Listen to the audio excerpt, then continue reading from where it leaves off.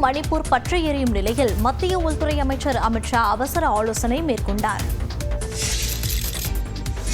மணிப்பூர் வன்முறையில் உயிரிழந்தவர்களின் எண்ணிக்கை 20ஐ எட்டியுள்ளது. இடஒதுக்கீடு பிரச்சினையால் பற்றி எரிந்த மணிப்பூரில் வன்முறை சம்பவங்கள் அவ்வப்போது நிகழ்ந்து வந்த நிலையில் தற்போது மீண்டும் அதிகரித்துள்ளன. ஜிரிபா மாவட்டத்தில் பழங்குடியின பெண் அண்மையில் பாலியல் வன்கொடுமை செய்யப்பட்டு வன்முறையாளர்களால் எரித்து கொலை செய்யப்பட்டது பெரும் பரபரப்பை ஏற்படுத்தியது. இதனால் வீடுகள், கடைகளுக்கு தீ வைத்து வன்முறையில் ஈடுபட்ட குக்கி சமூகத்தினர் சிஆர்பிஎஃப் படையின் முகாம் மீதும் தாக்குதல் நடத்தினர். இதனைத் தொடர்ந்து மெய்தி இன மக்கள் தங்கியிருந்த முகாம்களிலிருந்து 3 குழந்தைகள் மற்றும் 3 பெண்கள் நிலையில் அவர்கள் அனைவரும் சடலமாக மீட்கப்பட்டனர். இதனையடுத்து மெய்தி சமூகத்தினர் நடத்திய போராட்டத்திலும் வன்முறை வெடித்தது. இந்நிலையில் ஜிரிபாமில் குக்கி சமூகத்தைச் சேர்ந்த 27 வயதுடைய ஆணின் சடலம் கண்டெடுக்கப்பட்டது. இப்படி நாளுக்கு நாள் இரு சமூகங்களிலும் மாறி மாறி சடலங்கள் மீட்கப்படும் நிலையில் கடந்த ஒரு வாரத்தில் மட்டும் வன்முறையால் உயிரிழந்தவர்களின் எண்ணிக்கை 20ஐ எட்டியுள்ளது. மணிப்பூரில் நிலைமை மோசமடைவதால் ஊரடங்கு அமல்படுத்தப்பட்டுள்ளது. மேலும் தலைநகர் இம்பால் உள்ளிட்ட 5 மாவட்டங்களில் இணைய சேவை முடக்கப்பட்டுள்ளன. தஞ்சாவூர் மாவட்டத்தில் அதிகாலை முதலே பரவலாக மழை பெய்து வருகிறது. தஞ்சாவூர், கும்பகோணம், பாபநாசம் உள்ளிட்ட பகுதிகளில் மழை நீடிக்கிறது. இந்நிலையில் அம்மாவட்டத்தில் உள்ள பள்ளிகளுக்கு மட்டும் இன்று ஒரு நாள் விடுமுறை விடப்படுவதாக மாவட்ட ஆட்சியர் பிரியங்கா பங்கஜம் அறிவித்துள்ளார். சிவகங்கை மாவட்டத்தின் பல பகுதிகளில் காலை முதல் மழை நீடிக்கிறது. அதனால் மழை பெய்யும் பகுதிகளில் பள்ளி தலைமை ஆசிரியர்கள் பள்ளிகளுக்கு விடுமுறை அளிக்கலாம் என முதன்மை கல்வி அலுவலர் தெரிவித்துள்ளார். விவரம் தெரியாமல் மாணவர்கள் பள்ளிக்கு வந்தால் அவர்களை பாதுகாப்பாக அனுப்பி வைக்க வேண்டும் என்றும் அறிவுறுத்தியுள்ளார்.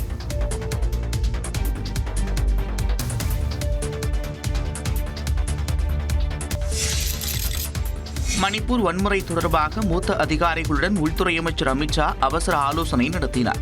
மணிப்பூரில் கடந்த சில மாதங்களாக தணிந்திருந்த வன்முறை தற்போது மீண்டும் அதிகரித்துள்ளது. அண்மையில் பழங்குடியின இளம்பெண் பாலியல் வன்கொடுமை செய்யப்பட்டு எரித்துக் கொல்லப்பட்டார். இந்த கொடூர செயலை தொடர்ந்து மணிப்பூரில் வன்முறை வெடித்தது. பயங்கரவாதிகளை ஒடுக்க கோரி மக்கள் போராட்டத்தில் ஈடுபட்டனர். முதலமைச்சர் உட்பட 13 சட்டமன்ற உறுப்பினர்களின் வீடுகளுக்கு போராட்டக்காரர்கள் தீ வைத்தனர். இதனையடுத்து மணிப்பூரில் கூடுதல் படைகள் குவிக்கப்பட்டுள்ளன. ஜிரிபா மாவட்டத்தில் பாதுகாப்பு படையினருக்கு கூடுதல் அதிகாரம் வழங்கும் சட்டம் அமல்படுத்தப்பட்டுள்ளது. இந்நிலையில் மணிப்பூரில் வன்முறை சம்பவங்கள் மீண்டும் அதிகரித்து வரும் நிலையில் மூத்த அதிகாரிகளுடன் உள்துறை அமைச்சர் அமித் ஷா அவசர ஆலோசனை நடத்தினார். மகாராஷ்டிராவில் தேர்தல் பரப்புரையில் ஈடுபட்டிருந்த அமித் ஷா அதனை ரத்து செய்துவிட்டு டெல்லி திரும்பினார். பாதுகாப்புத்துறை மூத்த அதிகாரிகளுடன் அமித் ஷா அவசர ஆலோசனை மேற்கொண்டார். மணிப்பூரில் நிலவி வரும் பதற்றத்தை குறைக்கவும் பயங்கரவாதிகளுக்கு எதிரான நடவடிக்கைகளை தீவிரப்படுத்தவும் அதிகாரிகளுடன் அமித் ஷா ஆலோசனை நடத்தினார். இந்த ஆலோசனையை தொடர்ந்து மணிப்பூர் நிலவரம் தொடர்பாக இன்று நண்பகல் 12 மணியளவில் மூத்த அதிகாரிகளுடன் அமித் ஷா ஆலோசனை நடத்த இருக்கிறார். மணிப்பூரில் பாஜக அரசுக்கு அளித்து வந்த ஆதரவை திரும்பப் பெறுவதாக தேசிய மக்கள் கட்சியின் தலைவர் கன்ராட் சங்மா அறிவித்துள்ளார். மணிப்பூரில் மீண்டும் வன்முறை வெடித்திருக்கும் நிலையில் பாஜக தேசிய செயலாளர் ஜே.பி. நட்டாவுக்கு கடிதம் எழுதியுள்ள சங்மா நெருக்கடியை தவிர்க்கவும் இயல்பு நிலையை மீட்டெடுக்கவும் பிரேம்சிங் ஆட்சி முழுமையாக தவறிவிட்டதாக குறிப்பிட்டுள்ளார். முதலமைச்சர் பிரேம்சிங் தலைமையிலான பாஜக அரசு தோல்வி அடைந்துவிட்டதாக குறிப்பிட்டு பாஜகவுக்கு அளித்து வந்த ஆதரவை திரும்பப் பெறப் போவதாகவும் அவர் தெரிவித்துள்ளார்.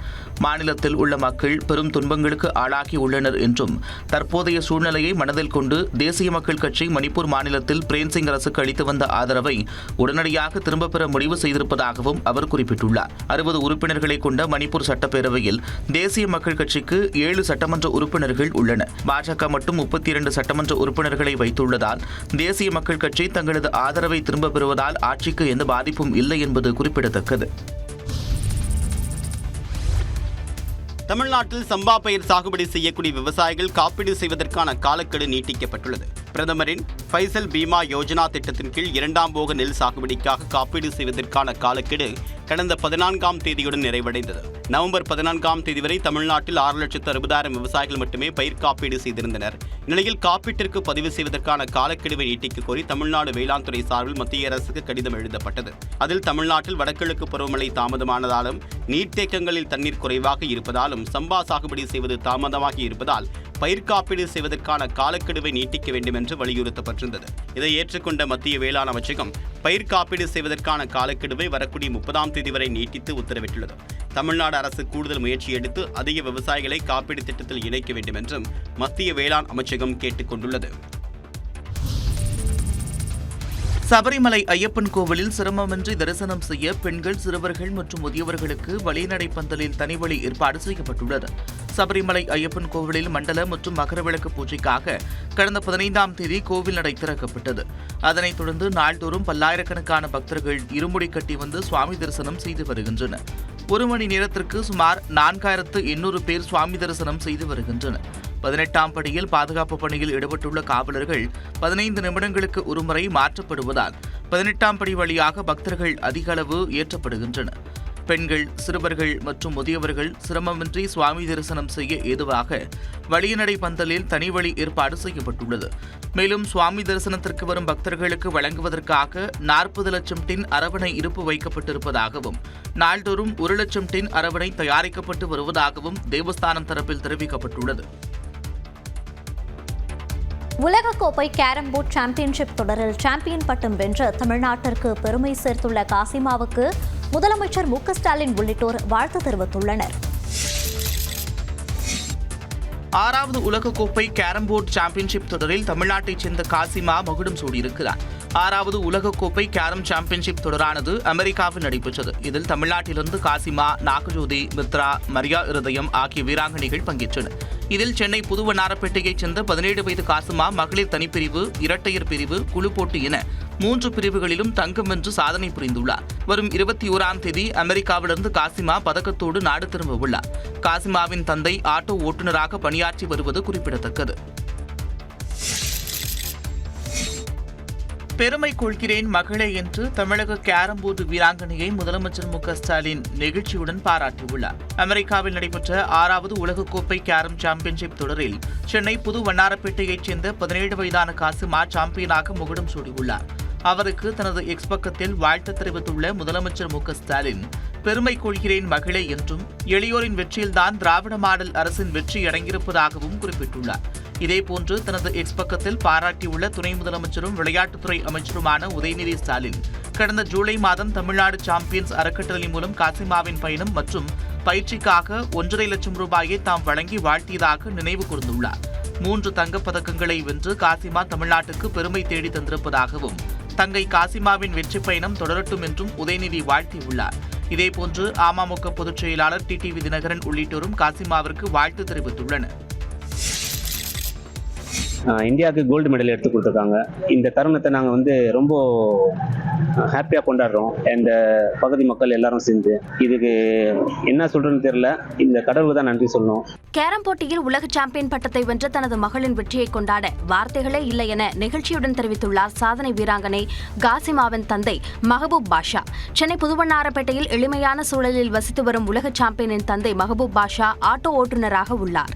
தங்கள் பகுதியில் உள்ள கேரம் பயிற்சி மையத்தை சீரமைத்து தர வேண்டும் என்று அரசுக்கு மெஹபூப் பாஷா கோரிக்கை விடுத்தார். இதில் நாங்கள் ஒரு சிறிய வாடகை கொடுத்து பசங்களுக்கு சின்னதாக ஒரு ஃபீஸ் வாங்கி நாங்கள் கேரம் கோச்சிங் நடத்தின்னு இருக்கோம். எல்லா பசங்களும் எல்லாம் ஏழப்பட்ட பசங்க, லோடிங் மேனு, ஆட்டோ மேனு,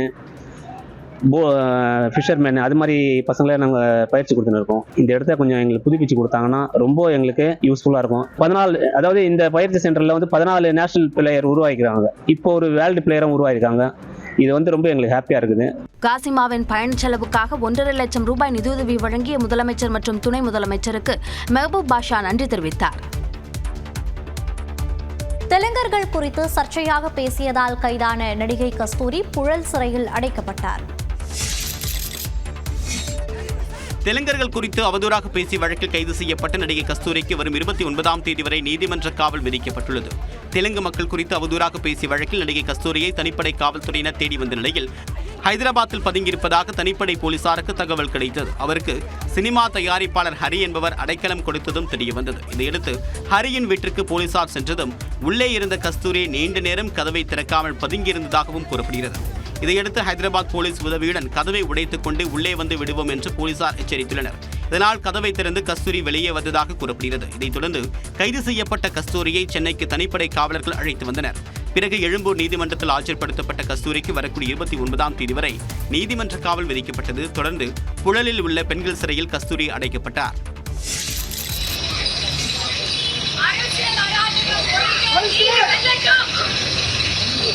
உழல் சிறைக்கு செல்லும் முன்பாக நடிகை கஸ்தூரி ஆவேசமாக முழக்கமிட்ட காட்சிகளே இவை. தெலுங்கர்களை அவதூறாக பேசிய வழக்கில் ஹைதராபாத்தில் கைது செய்யப்பட்ட நடிகை கஸ்தூரி சென்னை எழும்பூர் நீதிமன்றத்தில் ஆஜர்படுத்தப்பட்டார். அப்போது தான் சிங்கிள் மதர் என்றும் தான் குழந்தையை பார்த்துக் கொள்ள வேண்டும் என்று நீதிபதியிடம் மன்றாடியதாக கூறப்படுகிறது. தன்னை சொந்த ஜாமீனில் விடுவிக்குமாறு நீதிபதியிடம் நடிகை கஸ்தூரி கோரிக்கை வைத்தார். ஆனால் அவருக்கு ஜாமீன் வழங்க நீதிமன்றம் மறுப்பு தெரிவித்துவிட்டது. அகில இந்திய தெலுங்கு சம்மேளன தலைவர் நந்தகோபால் அளித்த புகாரின் அடிப்படையில் கஸ்தூரி மீது 4 பிரிவுகளின் கீழ் எழும்பூர் போலீசார் வழக்கு பதிவு செய்திருப்பது குறிப்பிடத்தக்கது. தெலுங்கர்கள் குறித்து அவதூறாக பேசியதாக தொடரப்பட்ட வழக்கில் ஓடவும் இல்லை ஒளியவும் இல்லை என்று நடிகை கஸ்தூரி பேசிய வீடியோவை இந்து மக்கள் கட்சியின் அர்ஜுன் சம்பத் பதிவிட்டுள்ளார். காவல்துறையினர் கஸ்தூரியை கைது செய்யப்பட்ட பிறகு இந்த வீடியோ பதிவு செய்யப்பட்டுள்ளது. இரவல் ஃபோன்லேருந்து தான் இதை நான் பதிவு பண்ணுறேன். Just to tell everybody that I never ran away. நான் எங்கேயும் தலைமறைவாகவும் இல்லை, ஓடவும் இல்லை, ஒளியவும் இல்லை. ஹைதராபாத்தில் ஷூட்டிங்கில் இருந்தேன், என் வீட்டில் தான் இருந்தேன்.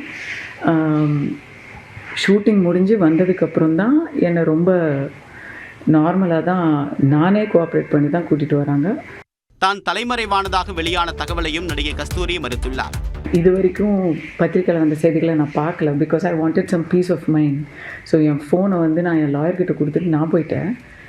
இன்றைக்கி நான் பார்த்தேன் மீடியாவில் ஒரு ஸ்மியர் கேம்பெயின், தலைமறைவு, பயந்து ஓடினார், அது இது அப்படிங்கிறது எதுலேயுமே உண்மை கிடையாது.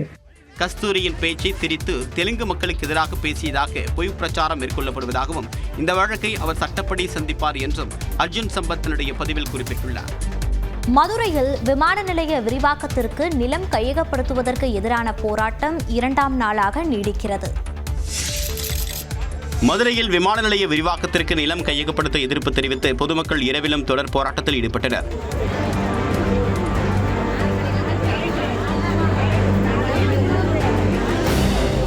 மதுரை விமான நிலைய விரிவாக்க பணிகளுக்கு சின்ன உடைப்பு கிராமத்தில் நிலம் கையகப்படுத்தப்படுகிறது. இதற்கு இழப்பீடாக மாநகராட்சி எல்லைக்குள் 3 சென்ட் இடம் மற்றும் வீடு கட்டித்தர வேண்டும் என்று அந்த பொதுமக்கள் கோரிக்கை விடுத்திருந்தனர். தொடர்பாக எந்த உத்தரவாதமும் அளிக்காமல் நிலம் கையகப்படுத்தப்படுவதற்கு சென்ற அதிகாரிகளை தடுத்து நிறுத்திய கிராம மக்கள் போராட்டத்தில் ஈடுபட்டனர். குறிப்பாக மண்ணெண்ணெய் கேன்களுடன் மேல்நிலை நீர்த்தேக்க தொட்டியின் மீது பெண்கள் ஏறியதால் பரபரப்பு ஏற்பட்டது.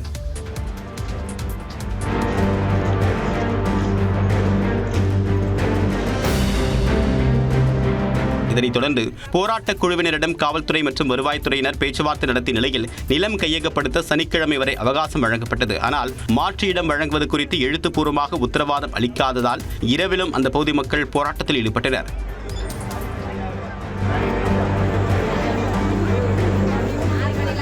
போராட்டத்தில் ஈடுபட்டவர்களுக்கு புளியோதரையும் தயிர் சாதமும் விநியோகம் செய்யப்பட்டது. நாகை மாவட்டத்தில் நாகூர், திட்டச்சேரி, கீழ்வேளூர், திருக்குவளை, வேளாங்கண்ணி, கீழையூர் உள்ளிட்ட இடங்களில் 5வது நாளாக மழை பொழிந்தது. நாகூர் ஆண்டவர் தர்காவிற்கு செல்லக்கூடிய சாலைகளில் மழைநீர் தேங்கியதால் பொதுமக்கள் அவதியடைந்தனர்.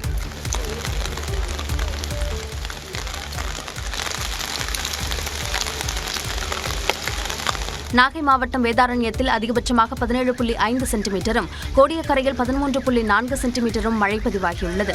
தேனி மாவட்டம் பெரியகுளம் சுற்றுவட்டாரத்தில் இடிமின்னலுடன் 1 மணி நேரத்திற்கு மேலாக மிதமான மழை பெய்தது.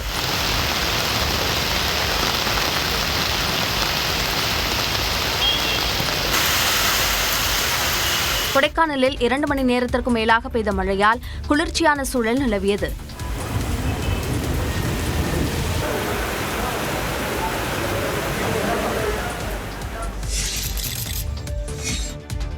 சென்னையில் 48 இணையர்களுக்கு திருமணம் நடத்தி வைத்த விழாவில் துணை முதலமைச்சர் உதயநிதி ஸ்டாலின் கலகலப்பாகவும் நகைச்சுவையாகவும் பேசினார். உதயநிதி ஸ்டாலின் 48வது பிறந்தநாளை முன்னிட்டு திமுக சார்பில் சென்னை புது வண்ணாரப்பேட்டையில் 48 இணையர்களுக்கு திருமணம் நடத்தி வைக்கப்பட்டது. நிகழ்ச்சியில் துணை முதலமைச்சர் உதயநிதி ஸ்டாலின் கலந்து கொண்டு திருமணத்தை நடத்தி வைத்தார். அப்போது துணை முதலமைச்சரிடமிருந்து தாலியை வாங்கிய மணமகனின் தாய் மணமகனிடம் கொடுப்பதற்கு பதில் மணமகளுக்கு தானே கட்ட முயன்றதால் மேடையில் சிரிப்பலை எழுந்தது. சிறப்பாக அரங்கேறி கொண்டிருக்கிறது. தற்போது மேடையில் மணமக்கள் சூரியகுமார், குணவதி அவர்கள் இருக்கிறார்கள்.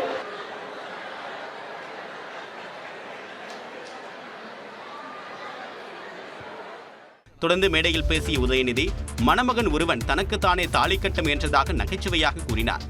கண் கலங்கினாங்க. கலாநிதி வீரசாமி சொன்னார்கள், நம்முடைய நாடாளுமன்ற உறுப்பினர், அந்த பொண்ணுக்கு பையனுக்கு தெரியல, இதுதான் அந்த பொண்ணு அழுகிற கடைசி நாள், இனிமே அந்த பையன் தான் அழுவப்பா.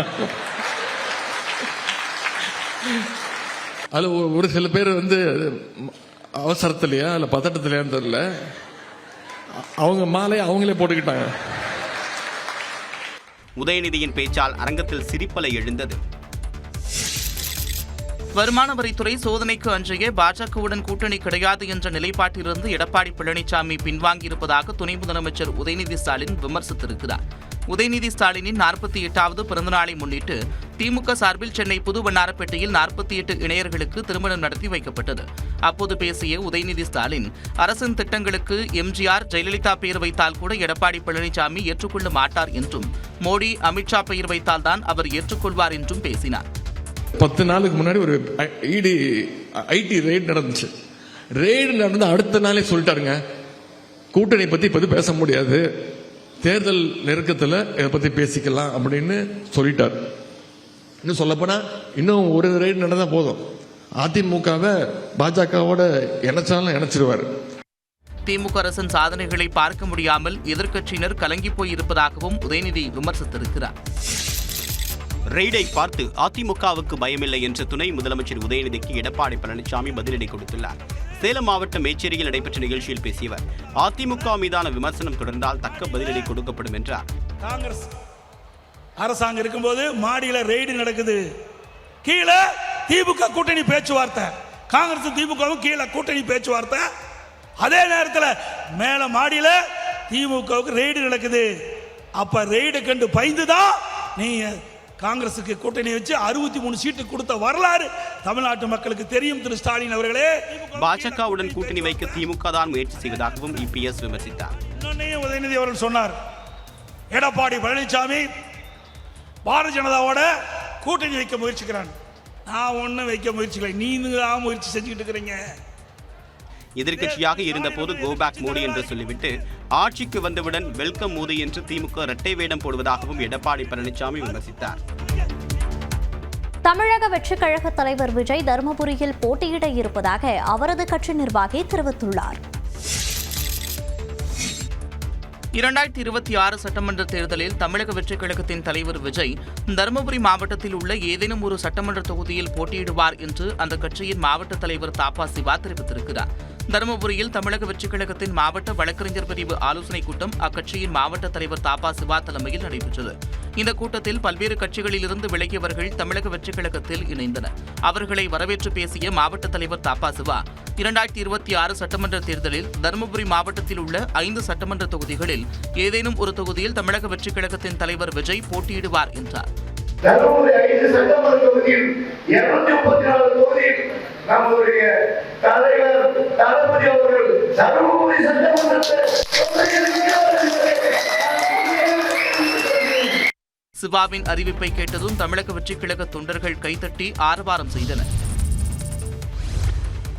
விழுப்புரத்தில் யானை தந்தத்தால் செய்யப்பட்ட சிலைகளை விற்பனை செய்த வழக்கில் கைதானவர்களில் தமிழக வெற்றிக் கழக நிர்வாகியும் ஒருவர் என்பது தெரியவந்துள்ளது. விழுப்புரம் புதிய பேருந்து நிலையம் அருகே உள்ள தனியார் விடுதியில் கடந்த 14ஆம் தேதி வனத்துறையினர் அதிரடி சோதனையில் ஈடுபட்டனர். அப்போது தங்கம் மற்றும் யானை தந்தத்தால் செய்யப்பட்ட சுமார் 6.5 கோடி ரூபாய் மதிப்பிலான சிலைகள் பறிமுதல் செய்யப்பட்டன. தொடர்பாக ஒட்டன் சத்திரத்தை சேர்ந்த ஈஸ்வரி, கருப்பசாமி, முகமது ஜியாதீன், ஜஸ்டின், கார்த்திகேயன் ஆகியோர் கைது செய்யப்பட்டனர். இதேபோன்று யானை பொம்மையை வாங்க முயன்ற 7 பேரும் கைது செய்யப்பட்டனர். இந்த கடத்தலில் யார் யாருக்கெல்லாம் தொடர்பு இருக்கிறது என்று வனத்துறை அதிகாரிகள் விசாரித்தனர். இந்நிலையில் கைதானவர்களில் ராஜா என்பவர் தமிழக வெற்றிக் கழகத்தின் தஞ்சாவூர் மாவட்டம் பாபநாசம் தெற்கு ஒன்றிய தலைவராக இருப்பது தெரியவந்துள்ளது. தமிழக வெற்றிக் கழக நிர்வாகி ராஜா உட்பட கைது செய்யப்பட்ட 12 பேரும் கடலூர் மத்திய சிறையில் அடைக்கப்பட்டனர்.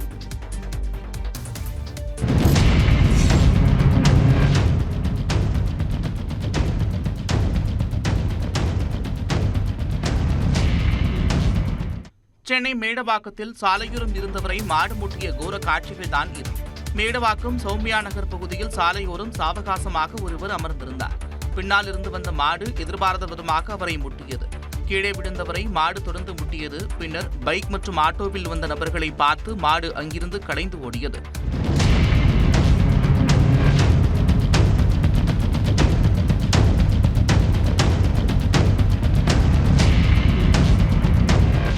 மாடு முட்டியதில் காயமடைந்தவர் மருத்துவமனையில் சிகிச்சை பெற்று பின் வீடு திரும்பினார். மைக்ரோசாஃப்ட், ஆப்பிள் போன்ற நிறுவனத்தை இந்திய இளைஞர்களால் இங்கு உருவாக்க முடியாதா என இசையமைப்பாளர் ஏஆர் ரஹ்மான் கேள்வி எழுப்பியுள்ளார். சென்னை ஐஐடியின் XTIC என்னும் எக்ஸ்பெரிமென்ஷியல் டெக்னாலஜி இனோவேஷன் சென்டர் சார்பில் வர்ச்சுவல் ரியாலிட்டி தொழில்நுட்பம் குறித்த 2 நாட்கள் கருத்தரங்கு மற்றும் கண்டுபிடிப்பு கண்காட்சி நடைபெற்றது. இதில் பல்வேறு நாடுகளைச் சேர்ந்த வர்ச்சுவல் ரியாலிட்டி தொழில்நுட்பங்கள் கண்காட்சிக்கு வைக்கப்பட்டன. சிறந்த வர்ச்சுவல் ரியாலிட்டி தொழில்நுட்பத்திற்கான விருதுகளும் வழங்கப்பட்டன. இதில் கடந்த 2022ஆம் ஆண்டு வெளிவந்த லீமஸ்க் என்ற மெய்நிகர் திரைப்படத்தை இயக்கியதற்காக இசையமைப்பாளர் ஏஆர் ரஹ்மானுக்கு சென்னை ஐஐடி விருது வழங்கி கௌரவித்தது. அனுபவமிக்க தொழில்நுட்ப கண்டுபிடிப்பு மையத்தின் விருதை சென்னை ஐஐடி பேராசிரியர் மணிவண்ணன் தலைமையிலான குழுவினர் வழங்கினர். பின்னர் $5 மில்லியன் செலவில் 6 ஆண்டுகளாக எடுக்கப்பட்ட லீமஸ்க் திரைப்படம் குறித்து உரையாடினார். பின்னர் செய்தியாளர்களிடம் பேசிய ஏஆர் ரஹ்மான், நமது நாட்டின் வளர்ச்சிக்கு தொழில்நுட்ப வளர்ச்சி அவசியம் என்று கூறினார். இங்கே ஏன் ஒரு மைக்ரோசாஃப்ட், இங்கே ஏன் ஒரு ஆப்பிள் இந்தியாவில் உருவாக்க முடியல? நம்ம எல்லாம் ஒரு டிரைவராக இல்லை, ஒரு பேசஞ்சராக இருக்கும். அதனால இங்கே இருக்கிற யங் மைண்ட்ஸ்லாம் ரொம்ப இன்டெலிஜென்ட். இப்போ அவங்களுக்கு எல்லாருமே தெரியும். ஸோ லீடர்ஷிப் என்கரேஜ் பண்ண சொல்கிறாங்க. செயற்கை நுண்ணறிவு தொழில்நுட்பம் மிகப்பெரிய அளவில் வளர்ந்து வருவதாகவும் நாம் அதில் கவனம் செலுத்த வேண்டும் என்றும் ஏஆர் ரஹ்மான் தெரிவித்தார். பிரதமர் மோடிக்கான 17வது சர்வதேச விருதை அளித்து நைஜீரியா கௌரவித்துள்ளது.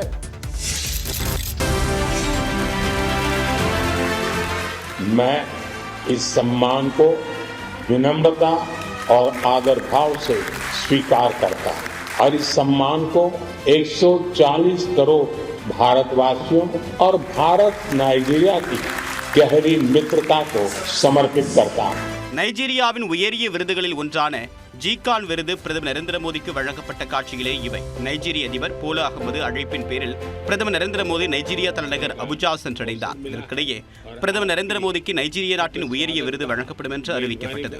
நைஜீரியாவில் grand commander of the order of the Niger என்னும் விருது மிகவும் உயரியதாக உள்ளது.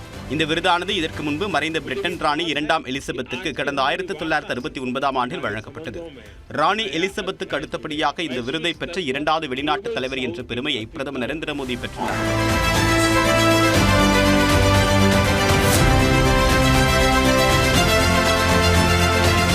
போல பிரதமர் நரேந்திர மோடி பெறக்கூடிய 17வது சர்வதேச விருது இதுவாகும். விருது வழங்கிய நைஜீரிய மக்களுக்கு நன்றி கூறிய பிரதமர் நரேந்திர மோடி இந்த விருதை 140 கோடி இந்திய மக்களுக்கு சமர்ப்பிப்பதாக நரேந்திர மோடி பெருமிதத்துடன் தெரிவித்தார்.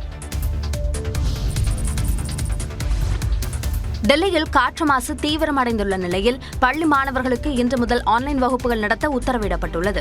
டெல்லியில் காற்று மாசின் தரம் நேற்றிரவு 7 மணி அளவில் PM 2.5 எனப்படும் நுரையீரலை பாதிக்கும் நச்சு அளவு 457ஆக அதிகரித்து மிக தீவிர கட்டத்தை எட்டியது. இந்த நிலையில் காற்று மாசை கட்டுப்படுத்தும் 4ஆம் கட்ட திட்டம் இன்று முதல் அமலுக்கு வருவதாக அம்மாநில முதலமைச்சர் அதிஷி தெரிவித்துள்ளார். ஏற்கனவே தொடக்கப்பள்ளி மாணவர்களுக்கு ஆன்லைனில் வகுப்புகள் நடத்தப்படும் நிலையில் 6 முதல் 9ஆம் வகுப்பு மற்றும் 11ஆம் வகுப்பு மாணவர்களுக்கு ஆன்லைன் வகுப்புகள் நடத்த உத்தரவிடப்பட்டுள்ளது. 10 மற்றும் 12ஆம் வகுப்பு மாணவர்கள் மட்டும் நேரடியாக பள்ளிக்கு செல்ல வேண்டும் என்றும் தெரிவிக்கப்பட்டுள்ளது. அதேபோன்று மத்திய அரசு அலுவலகம் உட்பட அனைத்து அலுவலகங்களிலும் 50 விழுக்காடு ஊழியர்களை வைத்து பணியாற்றுமாறும் எஞ்சியவர்களை வீட்டிலிருந்து பணியாற்ற அறிவுறுத்துமாறும் உத்தரவிடப்பட்டுள்ளது. மேலும் அத்தியாவசிய தேவையின்றி லாரிகள் டெல்லிக்குள் நுழைய தடை விதிக்கப்பட்டுள்ளது. குழந்தைகள், முதியவர்கள், சுவாச பிரச்சினை உள்ளவர்கள் தேவையின்றி வெளியே வர வேண்டாம் என்றும் டெல்லி அரசு அறிவுறுத்தியுள்ளது. டெல்லி போக்குவரத்து துறை அமைச்சர் பொறுப்பிலிருந்து விலகுவதாக ஆம் ஆத்மி கட்சியின் மூத்த தலைவர் கைலாஷ் கெலாட் அறிவித்துள்ளார். டெல்லி சட்டப்பேரவைக்கு இன்னும் சில மாதங்களில் தேர்தல் நடைபெற உள்ளது. இந்நிலையில் ஆம் ஆத்மி கட்சியின் மூத்த தலைவரும் போக்குவரத்து துறை அமைச்சருமான கைலாஷ் கெலாட் அமைச்சரவை மற்றும் கட்சியின் அனைத்து பொறுப்புகளிலிருந்தும் விலகுவதாக அறிவித்துள்ளார்.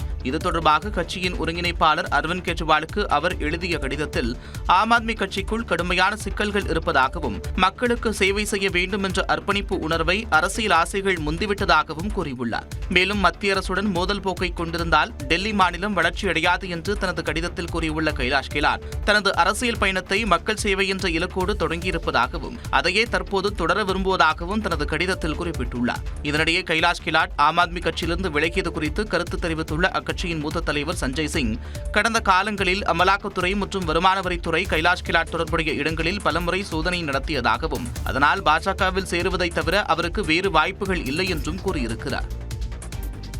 மகாராஷ்டிரா சட்டப்பேரவை தேர்தலில் இன்று மாலையுடன் பரப்புரை நிறைவடைகிறது. முக்கியமான திட்டங்கள் குஜராத்திற்கு மாற்றப்பட்டதால் மகாராஷ்டிராவில் வேலையில்லா திண்டாட்டம் இருப்பதாக பிரியங்கா காந்தி விமர்சித்துள்ளார். 288 சட்டப்பேரவை தொகுதிகளை கொண்ட மகாராஷ்டிராவில் வரக்கூடிய புதன்கிழமை ஒரே கட்டமாக வாக்குப்பதிவு நடைபெறவுள்ளது. இதில் ஆளும் மகாயுதி கூட்டணி எதிர்த்து மகா விகாஸ் கூட்டணி களம் காண்கிறது. மகா விகாஸ் கூட்டணி வேட்பாளர்களை ஆதரித்து தீவிர பரப்புரையில் ஈடுபட்ட காங்கிரஸ் பொதுச் செயலாளர் பிரியங்கா காந்தி நாக்பூரில் ரோட் ஷோ சென்றார்.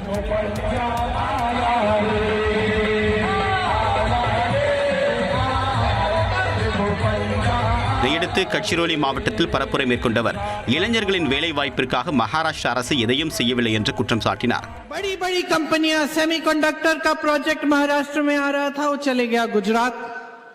एयरबस का प्रोजेक्ट महाराष्ट्र में आ रहा था, वो भी गुजरात चले गया. மாதந்தோறும் கிடைக்கக்கூடிய 1500 ரூபாய்க்கு பதிலாக சிறந்த வாழ்க்கை அமைவதற்காக பெண்கள் வாக்களிக்க வேண்டும் என்று பிரியங்கா காந்தி தெரிவித்தார். மகாராஷ்டிராவில் நாளை மறுதினம் வாக்குப்பதிவு நடைபெற இருக்கக்கூடிய நிலையில் இன்று மாலையுடன் பரப்புரை நிறைவடைவது குறிப்பிடத்தக்கது.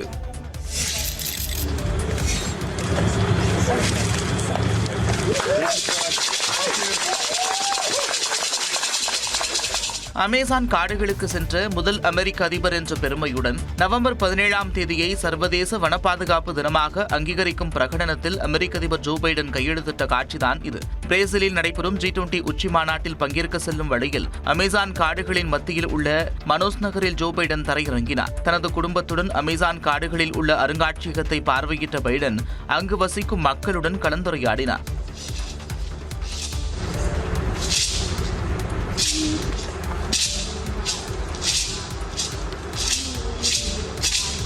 அதனைத் தொடர்ந்து நவம்பர் 17ஆம் தேதியை சர்வதேச வன பாதுகாப்பு தினமாக அங்கீகரிக்கும் பிரகடனத்தில் ஜோ பைடன் கையெழுத்திட்டார். அப்போது பேசிய பைடன், சிலர் அமெரிக்காவில் நிகழ்ந்து வரும் தூய்மையான ஆற்றல் புரட்சியை தாமதப்படுத்த முயற்சிக்கலாம் என்று ட்ரம்பை மறைமுகமாக விமர்சித்தார். ஆனால் யாராலும் அதனை மாற்ற முடியாது என்றும் பைடன் திட்டவட்டமாக கூறினார். தான் அமெரிக்க அதிபர் பதவியிலிருந்து ஜனவரி மாதம் விலகுவதில் எந்த ரகசியமும் இல்லை என்று ஜோ பைடன் தெரிவித்தார். வார இறுதி நாட்களில் செங்கல்பட்டு மாவட்டம் பரனூர் சுங்கச்சாவடியில் வாகனங்கள் அதிகரிப்பதால் போக்குவரத்து நெரிசல் ஏற்படுவது வாடிக்கையாகி வருகிறது.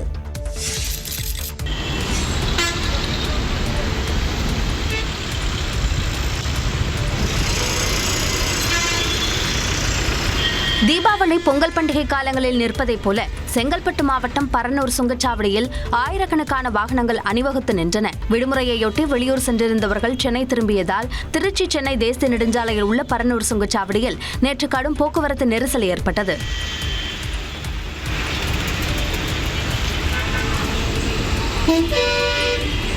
ஒரு கிலோமீட்டர் தூரத்திற்கு கார்கள், தனியார் பேருந்துகள் உள்ளிட்ட வாகனங்கள் தேங்கி நின்றதால் வாகன ஓட்டிகள் அவதியடைந்தனர்.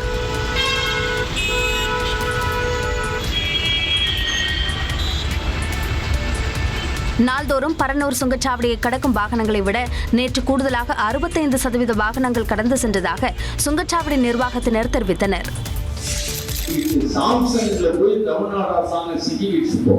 தொழிற்சங்கம் அமைக்கிற உரிமை தொழிலாளர்களுக்கு நீ கொடுக்கக்கூடாது என்று அந்த சரத்துல ஏறி அரசாங்கம் கையெழுத்து போட்டு அதனால அரசாங்கம் முடிக்கலாம்.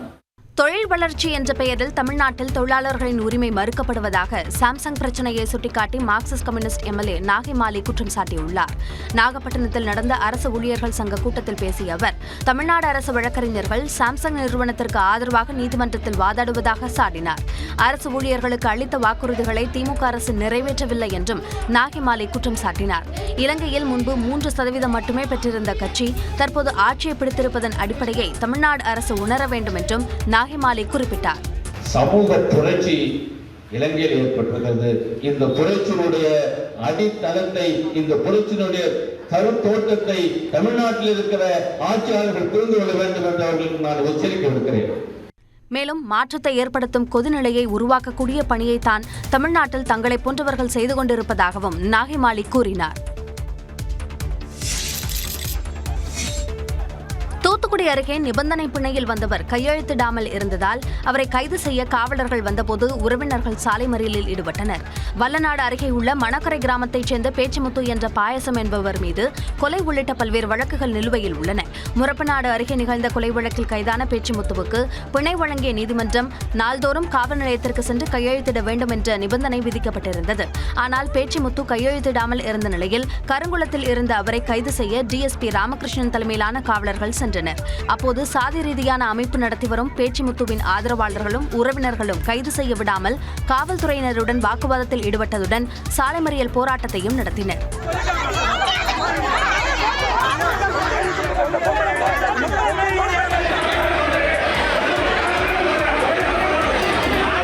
இதையடுத்து போராட்டக்காரர்களிடம் பேச்சுவார்த்தை நடத்திய காவல்துறையினர் பேச்சிமுத்து என்ற பாயாசத்தை கைது செய்து அழைத்துச் சென்றனர். சென்னை கிரீம் சாலையில் ஆட்டோ ஓட்டுநரான பெண்ணை இளைஞர் தாக்கிய சிசிடிவி காட்சி வெளியாகியுள்ளது.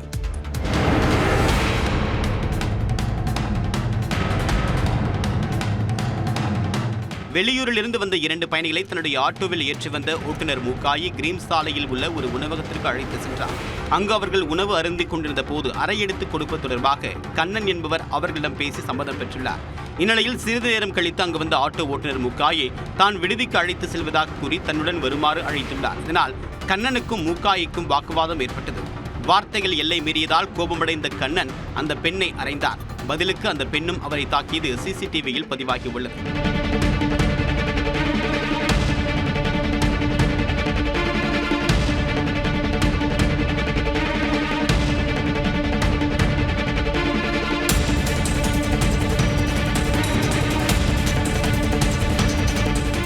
புகாரின் அடிப்படையில் 1000 விளக்கு காவல் நிலைய போலீசார் விசாரணை மேற்கொண்டு வருகின்றனர்.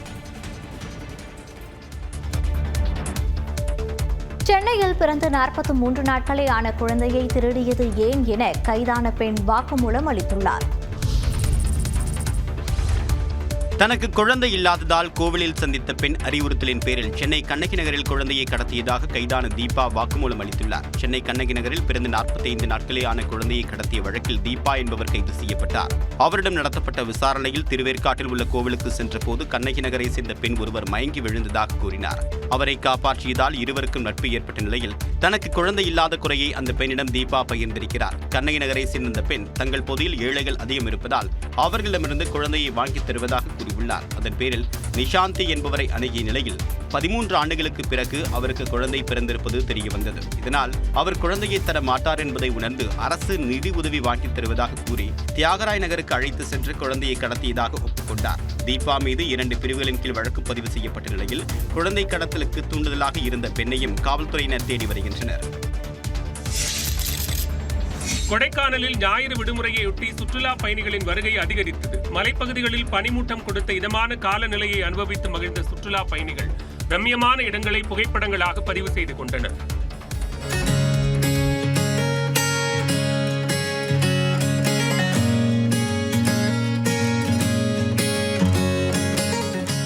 ஏற்காட்டில் நிலவிய கடும் பனிமூட்டம் சுற்றுலா பயணிகளுக்கு புதுமையான அனுபவத்தை ஏற்படுத்தியது.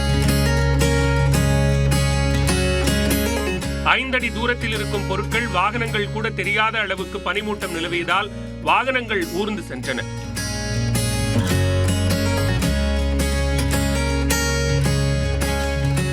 தருமபுரி மாவட்டம் ஒகேனக்கலில் சுற்றுலா பயணிகளின் கூட்டம் அதிகரித்து காணப்பட்டது.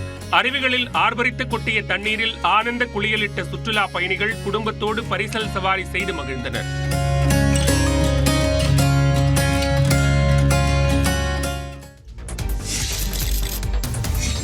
விடுதலை சிறுத்தைகள் கட்சியின் தலைவர் திருமாவளவன் எங்களோடுதான் இருக்கிறார் என்று அதிமுக வழக்கறிஞர்கள் பிரிவு செயலாளர் இன்பதுரை தெரிவித்த நிலையில் அதே நிகழ்ச்சியில் திருமாவளவன் அதற்கு விளக்கம் அளித்துள்ளார். கூட்டணிக்கான அழைப்பா இது? திருமாவளவன் அளித்த விளக்கத்தை இப்போது பார்க்கலாம். என் பக்கத்திலே அண்ணன் திருமா அவர்கள் இருந்தார். இன்னைக்கு தமிழ்நாடே பார்த்துக்கிட்டு இருக்கு திருமா எங்கு செல்வார் என்று. இங்குதான் இருக்கிறார், எங்களோடு தான் இருக்கிறார். நான் அரசியல் பேச வரவில்லை. வழக்கறிஞர்கள் எங்கு இருந்தாலும் அங்கு வருவார் என்று சொன்னேன். அவருக்கு தெரியும், அவரும் வழக்கறிஞர். திருமா நம்மோடு தான் இருக்கிறார், அவர் நம்மோடு தான் இருப்பார். நல்லவர்கள் இருக்கா இருப்பார். மக்களோடு இருப்போம். அன்பு சகோதரர் இன்பதுரை அவர்களுக்கும் இதுதான் பதில். கட்சிகளோடு அல்ல, மக்களோடு நிற்போம். மக்களுக்காக போராடுகிறவர்கள் யாரா இருந்தால் என்ன, எந்த அடையாளம் இருந்தால் என்ன. அடையாளம் முக்கியம் அல்ல. கட்சி அடையாளம், சாதி அடையாளம், மத அடையாளம், இவற்றையெல்லாம் தாண்டி சிந்திக்கவும் செயல்படவும் நாம் பக்குவப்பட வேண்டும். அது தேர்தலுக்கான அழைப்பு இல்ல, இந்த சட்டத்துக்கு எதிர்ப்பான ஒரு போராட்டத்திற்கு அழைப்பு. அதுதான் அந்த போராட்டத்துக்கான அழைப்பு. அதுக்கும் தேர்தலுக்கு சம்பந்தம் இல்லை. விஜயின் தமிழக வெற்றிக் கழகத்துடன் அதிமுக கூட்டணி வைப்பது தொடர்பாக கட்சித் தலைமைதான் முடிவு செய்யும் என்று முன்னாள் அமைச்சர் ஜெயக்குமார் தெரிவித்துள்ளார். விழுப்புரத்தில் அதிமுக நிர்வாகிகளுடனான ஆலோசனைக் கூட்டத்திற்கு பிறகு செய்தியாளர்கள் எழுப்பிய கேள்விக்கு இவ்வாறு பதிலளித்தார். நடிகர் விஜய் வந்து கட்சி துணை இருக்காரு. ஆமா, பூச்சில சொல்றாரு வாழ்த்துக்கள் சொல்லிட்டு அதுக்கு மேல என்ன கூட்டணி வாழ்த்துகள் கூட்டணி கொடுத்தெல்லாம் வந்து பார்த்தா பொதுச் செயலாளர் கட்சி முடிவு செய்யற விஷயம். திமுக ஆட்சியின் மீது மக்கள் கடுமையான அதிருப்தியில் இருப்பதாகவும் ஜெயக்குமார் தெரிவித்தார். நம்முடைய ஒரே நோக்கம் வந்து இந்த தீய சக்தியாக இருக்கின்ற திராவிட முன்னேற்ற கழகத்தை, இந்த தீய சக்தியாக இருந்து தமிழ்நாட்டை சூறையாடி கொள்ளையடித்து அதன் மூலம் கோடி கோடியாக சேர்த்து ஒரு குடும்பம் மட்டும் இன்றைக்கு தமிழ்நாட்டில் இன்றைக்கு வாழ்ந்து கொண்டிருக்கின்ற அந்த நிலையெல்லாம் நாம் வந்து மக்களிடத்தை எடுத்து சொல்லி அந்த சூழ்நிலை பற்றி சொல்ல வேண்டும். மக்கள் விரோத செயலில் திமுக செயல்பட்டுக் கொண்டிருப்பதாகவும் ஜெயக்குமார் விமர்சித்தார். பெண்களின் அழகு கூந்தலில் இல்லை, அவர்களுக்கான சுதந்திரத்தில் இருக்கிறது என்று இந்திய கம்யூனிஸ்ட் கட்சியின் மாநில செயலாளர் முத்தரசனுக்கு ஈஷா அறக்கட்டளை பதிலளித்துள்ளது. ஈஷா மையத்தில் பெண்கள் யோகா பயிற்சிக்காக சேர்க்கப்பட்டு மூளைச்சலவை செய்யப்படுவதாக குற்றம் சாட்டியிருந்த முத்தரசன் பெண்களுக்கான அழகில் கூந்தல் அழகும் ஒன்று என்று கருத்து தெரிவித்திருந்தார். இவருடைய பேச்சுக்கு கண்டனம் தெரிவித்து ஈஷா அறக்கட்டளை அறிக்கை ஒன்றை வெளியிட்டுள்ளது. அதில் கம்யூனிஸ்ட் சித்தாந்த அரசியல் தலைவரிடமிருந்து இப்படியான பிற்போக்கு சிந்தனைகள் வெளிவருவது மிகவும் துரதிருஷ்டவசமானது என்று தெரிவித்துள்ளது. பெண்களின் அழகு கூந்தலில் இல்லை என்றும் குடும்பம், சமுதாயம், சித்தாந்தம், மதம் உள்ளிட்ட காரணிகளின் கட்டாயங்கள் ஏதும் இல்லாமல் அவர்களின் வாழ்க்கையை சுயமாக தேர்ந்தெடுப்பதில் இருக்கிறது என்று ஈஷா அறக்கட்டளை கூறியுள்ளது. உண்மையை அறிந்து கொள்ள எந்த ஒரு விருப்பமும் இல்லாமல் யாரோ எழுதி கொடுத்த அவதூறுகளை முத்தரசன் ஊடகங்களுக்கு முன்பு படித்து காட்டியது முதிர்ச்சியான அரசியல் போக்கு இல்லை என்று விமர்சனம் செய்திருக்கூடிய ஈஷா அறக்கட்டளை சாதி, மத, இன, பொருளாதார ஏற்றத்தாழ்வுகள் யாதுமின்றி பல கோடி மக்களுக்கு இந்த மண்ணின் ஆன்மீகத்தை ஈஷா அறக்கட்டளை வழங்கி வருவதாக தெரிவித்துள்ளது.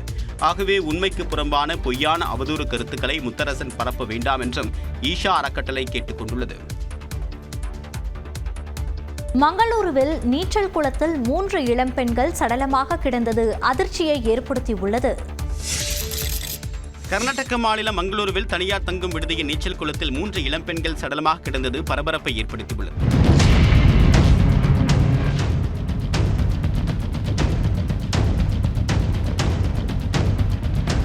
மைசூருவை சேர்ந்த 21 வயதான நிஷிதா, 20 வயதான பார்வதி, 21 வயதான கீர்த்தன் ஆகியோர் உள்ளால் பகுதியில் உள்ள தனியார் தங்கும் விடுதிக்கு சென்றுள்ளனர்.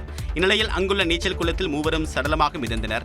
3 இளம்பெண்களின் உடல்கள் நீச்சல் குளத்தில் மிதப்பதாக ரிசார்ட் பணியாளர்கள் காவலர்களுக்கு தெரிவித்தனர். இதையடுத்து அங்கு சென்ற காவலர்கள் 3 உடல்களையும் மீட்டு விசாரணையை தொடங்கியுள்ளனர். இளம்பெண்கள் நீச்சல் குளத்தில் விளையாடிக் கொண்டு குளித்த போது இறந்திருக்கலாம் என்று கூறப்படுகிறது. இருப்பினும் இறப்பிற்கான காரணம் குறித்து காவலர்கள் தீவிர விசாரணை மேற்கொண்டு வருகின்றனர்.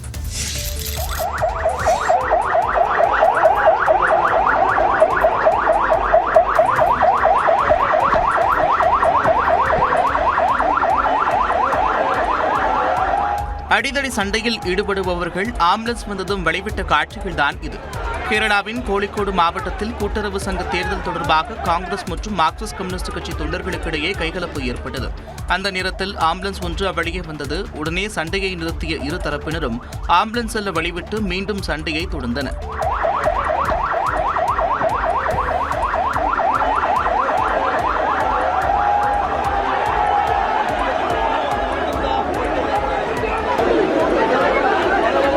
ஆம்புலன்ஸுக்கு வழிவிட்டு சண்டையை தொடர்ந்த அதே கேரளாவில் திருச்சூரைச் சேர்ந்த நபர் காலியான சாலையில் ஆம்புலன்ஸுக்கு வழிவிடாமல் ஜாலியாக கார் ஓட்டியவருக்கு காவல்துறையினர் அபராதமும் விதித்துள்ளனர்.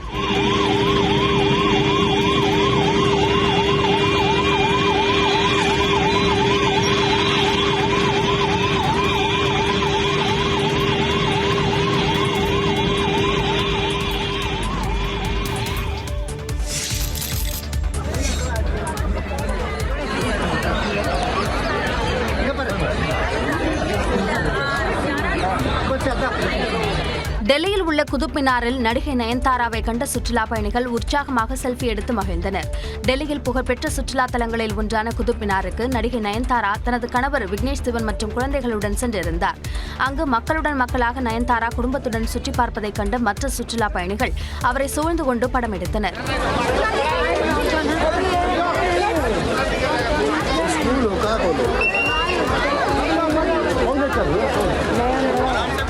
இந்த நிலையில் நயன்தாராவின் பிறந்தநாள் இன்று கொண்டாடப்படுவதையொட்டி அவர் முக்கிய கதாபாத்திரத்தில் நடிக்க இருக்கும் படத்தின் தலைப்பு மற்றும் டீசர் காலை 10:30 மணிக்கு வெளியிடப்படும் என்று அறிவிக்கப்பட்டுள்ளது. தமிழ்நாட்டு மக்களுக்காக உழைத்த கலைஞரின் பெயரை அரசு திட்டங்களுக்கு சூட்டுவதில் என்ன தவறு உள்ளது என்று துணை முதலமைச்சர் உதயநிதி ஸ்டாலின் கேள்வி எழுப்பியுள்ளார். அரசு திட்டங்களுக்கு முன்னாள் முதலமைச்சர் கருணாநிதியின் பெயரை வைப்பது குறித்து எதிர்க்கட்சித் தலைவர் எடப்பாடி பழனிசாமி முன்வைத்த விமர்சனத்திற்கு துணை முதலமைச்சர் உதயநிதி ஸ்டாலின் பதிலளித்துள்ளார். இது தொடர்பாக தனது எக்ஸ் பக்கத்தில் பதிவிட்டுள்ள அவர், கடந்த காலங்களில் அம்மா உணவகம், அம்மா சிமெண்ட், அம்மா உப்பு என்றெல்லாம் அரசு திட்டங்களுக்கு பெயர் சூட்டியது யார் என்று வினவியுள்ளார். நவீன தமிழ்நாட்டை உருவாக்கிய கலைஞரின் பெயரை அரசு திட்டங்களுக்கு சூட்டுவதும் சிலைகள் எழுப்புவதும் அவருக்கு செலுத்துகிற நன்றியின் வெளிப்பாடு என்று உதயநிதி குறிப்பிட்டுள்ளார். நன்றி என்றால் என்னவென்றே தெரியாத எதிர்க்கட்சித் தலைவருக்கு இது புரியாது என்றும் உதயநிதி ஸ்டாலின் விமர்சித்துள்ளார். முதலமைச்சர் தன்னை மட்டுமல்ல, எந்த துறையின் நிகழ்ச்சியில் பங்கேற்றாலும் அந்த துறையின் அமைச்சரை பாராட்டி ஊக்கப்படுத்தி வருவதாக உதயநிதி குறிப்பிட்டுள்ளார். தன்னை புகழ யாரும் இல்லையே என்ற விரக்தியும், தான் பாராட்ட அதிமுகவில் ஆள் யாரும் இல்லையே என்ற ஏமாற்றமும் எதிர்க்கட்சித் தலைவரின் வார்த்தைகளில் வெளிப்படுவதாக உதயநிதி ஸ்டாலின் தனது எக்ஸ் பக்கத்தில் பதிவிட்டுள்ளார். மேலும் சில கரப்பான் பூச்சிகளுக்கும் விஷ ஜந்துக்களுக்கும் தாங்கள் என்றைக்கும் விஷக்காளான்கள் என்று குறிப்பிட்டுள்ள உதயநிதி ஸ்டாலின், தான் கடந்து வந்த பாதை யாருக்கும் காண கிடைக்காது என்று தனக்குத்தானே எடப்பாடி பழனிசாமி அனுபவ சான்றிதழ் கொடுத்துக் கொள்வதாக விமர்சித்துள்ளார். வங்கதேச முன்னாள் பிரதமர் ஷேக் ஹசீனா இந்தியாவில் தங்கியிருப்பதில் புதிய சிக்கல் எழுந்துள்ளது. இந்தியாவில் தஞ்சமடைந்திருக்கூடிய வங்கதேச முன்னாள் பிரதமர் ஷேக் ஹசீனாவை நாடு கடத்த இன்டர்போல் உதவியை நாடியிருப்பதாக இடைக்கால பிரதமர் முகமது யூனுஸ் தெரிவித்திருக்கிறார். வங்கதேசத்தில் கடந்த ஆகஸ்ட் மாதம் அரசுக்கு எதிரான மாணவர்கள் போராட்டம் பெரும் வன்முறையாக மாறியதால் பிரதமராக இருந்த ஷேக் ஹசீனா இந்தியாவுக்கு தப்பி வந்தார். இதையடுத்து இடைக்கால பிரதமரான முகமது யூனுஸ் பதவியேற்று 100 நாட்கள் ஆன நிலையில் பொதுமக்களிடம் உரையாற்றினார். அப்போது கடந்த ஜூலை ஆகஸ்டில் நடைபெற்ற போராட்டங்களின் போது 600க்கும் மேற்பட்டோர் கொல்லப்பட்டது குறித்தும், ஷேக் ஹசீனா ஆட்சியில் நடைபெற்ற மனித உரிமை மீறல்கள் குறித்து விசாரிக்கப்படும் என்றும் கூறினார். இதனால் இந்தியாவில் தஞ்சமடைந்திருக்கூடிய ஷேக் ஹசீனா மற்றும் அவருடைய கூட்டாளிகளை வங்கதேசத்திற்கு நாடு கடத்த சர்வதேச காவல் அமைப்பான இன்டர்போல் உதவியை நாடியிருப்பதாகவும், ஷேக் ஹசீனாவுக்கு எதிராக ரெட் நோட்டீஸ் அளிக்க இன்டர்போலிடம் தெரிவித்திருப்பதாகவும் குறிப்பிட்டார். மேலும் வங்கதேசத்தில் இந்துக்கள் மீதான தாக்குதல் விவகாரம் மிகைப்படுத்தப்படுவதாகவும் இடைக்கால பிரதமர் முகமது யூனுஸ் தெரிவித்தார். யுக்ரைனின் ஒடேசா நகரில் மிகப்பெரிய ட்ரோன் தாக்குதலை ரஷ்யா நடத்தியுள்ளது. உக்ரைனில் உள்ள மின்சார உள்கட்டமைப்புகளை ரஷ்யா குறிவைத்து தாக்குதல் நடத்துவதாக கூறப்படுகிறது. ஒரே நாளில் 120 ஏவுகணைகள் மற்றும் 90 ட்ரோன்களை பயன்படுத்தி ரஷ்யா உக்கிர தாக்குதல் நடத்தியதாக தகவல் வெளியாகியுள்ளது. ரஷ்யாவின் தாக்குதலால் யுக்ரைனின் பல பகுதிகளில் வெடிச்சத்தம் கேட்டது. ரஷ்யாவின் தாக்குதலை தடுத்து நிறுத்தும் வகையில் 140 வான் இலக்குகளை உக்ரைன் தாக்கி அழித்துள்ளது. ரஷ்யாவின் திடீர் அதிக தாக்குதலால் 2 பேர் கொல்லப்பட்டதுடன் 6 அப்பாவி பொதுமக்கள் காயமடைந்தனர். இதில் 2 குழந்தைகள் ஆவர். தனக்கு கௌரவ டாக்டர் பட்டம் வழங்கப்பட்டுள்ளதால் பொறுப்பு கூடியுள்ளதாக நடிகர் அர்ஜுன் தெரிவித்துள்ளார். தமிழ் சினிமாவில் முன்னணி நடிகராக இருந்து வருபவர் நடிகர் அர்ஜுன். இவரது நடிப்பில் வெளியான ஜென்டில்மேன், ஜெய்ஹிந்த், கர்ணா, முதல்வன் உள்ளிட்ட படங்கள் சூப்பர் ஹிட் அடித்தன. 1992ஆம் ஆண்டு வெளியான சேவகன் படத்தின் மூலமாக இயக்குநராக அறிமுகமான அர்ஜுன் இதுவரை 12 படங்களை இயக்கியுள்ளார். திரையுலகில் 45 ஆண்டுகளை நிறைவு செய்த அர்ஜுனுக்கு சென்னை டாக்டர் எம்ஜிஆர் நிகர்நிலை பல்கலைக்கழகம் சார்பில் கௌரவ டாக்டர் பட்டம் வழங்கப்பட்டது. இதேபோன்று சின்னத்தம்பி, மன்னன், சந்திரமுகி உள்ளிட்ட படங்களை இயக்கிய இயக்குனர் பி. வாசுவுக்கும் கௌரவ டாக்டர் பட்டம் வழங்கி கௌரவிக்கப்பட்டது.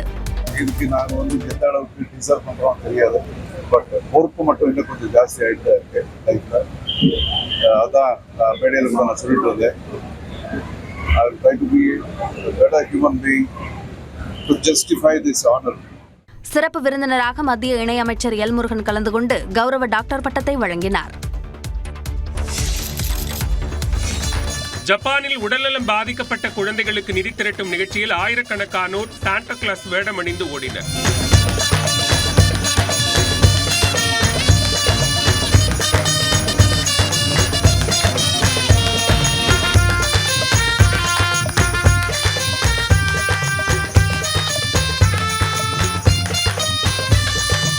இப்பேரணி மூலம் திரட்டப்படும் நிதி வெளிநாடுகளில் வசிக்கும் நோய்வாய்ப்பட்ட குழந்தைகளுக்கு ஒதுக்கப்பட இருப்பதாக நிகழ்ச்சி ஏற்பாட்டாளர்கள் தெரிவித்தனர். சாண்டா வேடமணிந்த அவர்கள் 2.5 கிலோமீட்டர் தூரம் யோயோகி பார்க் பகுதியில் ஓடினர். கடந்த 2018ஆம் ஆண்டு முதல் நடைபெற்று வரும் இந்த சாண்டா பரேட் நிகழ்ச்சியில் 1000 குழந்தைகளுக்கு பரிசுப் பொருட்கள் அளிக்கப்படுகின்றன. பல நாடுகளிலும் ஜப்பானின் பல்வேறு பகுதிகளில் இருந்தும் பலர் இதில் பங்கேற்கின்றனர்.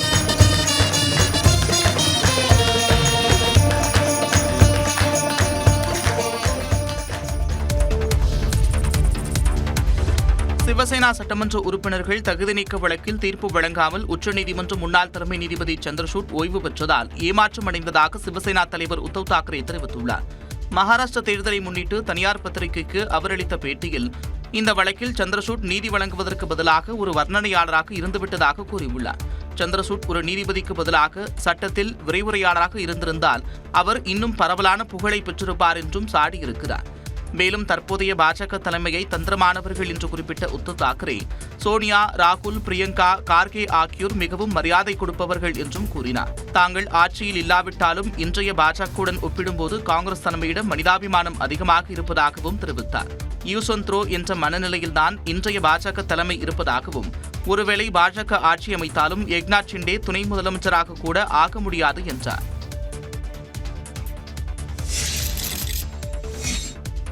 தமிழ்நாட்டில் 2026 கூட்டணி ஆட்சி சாத்தியம் இல்லை என விசிக தலைவர் திருமாவளவன் திட்டவட்டமாக தெரிவித்துள்ளார். புதுச்சேரியில் செய்தியாளர்களிடம் பேசிய அவர் கூட்டணி ஆட்சி பற்றி சிறிய கட்சிகள் பேசுவதால் தற்போது பயனில்லை என்று தெரிவித்தார். தமிழகத்தில் கூட்டணி ஆட்சி அமைப்போம் என்று திமுக அல்லது அதிமுக சொல்லுகிறது என்று சொன்னால், இந்த கட்சிகளில் ஏதேனும் ஒரு கட்சி சொல்லுகிறது என்று சொன்னால் அது நடைமுறைக்கு சாத்தியமானது. ஆனால் கூட்டணியில் இடம்பெறக்கூடிய கட்சிகள் தங்கள் விருப்பத்தை சொல்வது தற்போதைய சூழலில் நடைமுறைக்கு சாத்தியமானதா என்ற கேள்வி எழுகிறது. இந்த 2026 அதற்கான ஒரு சூழல் இல்லை என்று நான் கருதுகிறேன். கூட்டணி ஆட்சிக்கு அதிமுக சம்மதித்தால் அவர்களுடன் இணைவீர்களா என்ற கேள்விக்கும் திருமாவளவன் பதிலளித்தார். அதிமுக அவங்களுடைய கட்சியில வெளிப்படையா விவாதித்து அதிகாரப்பூர்வமாக அப்படி ஒரு கருத்தை சொல்லும் போது இந்த கேள்வி எழுப்புங்கள். இதுவரையில் வெளியில் இருப்பவர்கள் சொல்லிக் கொண்டிருக்கிறார்களே தவிர யூகமாக அது ஒரு கருத்தாக முன்வைக்கப்படுகிறதே தவிர அதிமுக அதிகாரப்பூர்வமாக எந்த இடத்திலும் சொன்னதில்லை. திமுக கூட்டணியிலிருந்து வெளியேற வேண்டிய அவசியம் தற்போதைக்கு இல்லை என்றும் திருமாவளவன் குறிப்பிட்டார்.